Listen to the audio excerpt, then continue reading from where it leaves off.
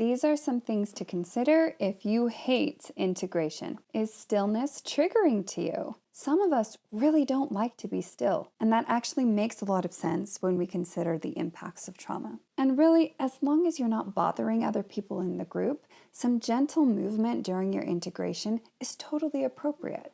Secondly, do you feel shame around rest? This is a really common experience for everyone, especially trauma survivors.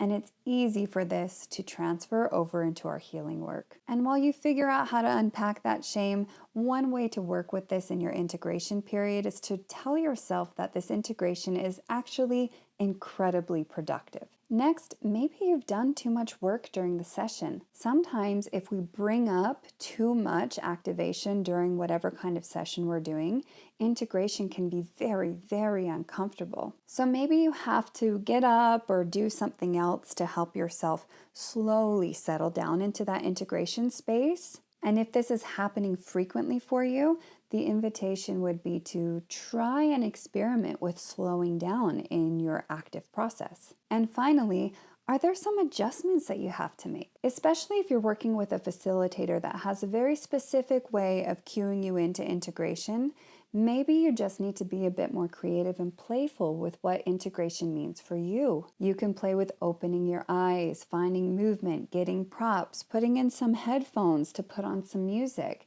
You can experiment with what does it look like for me to move towards rest.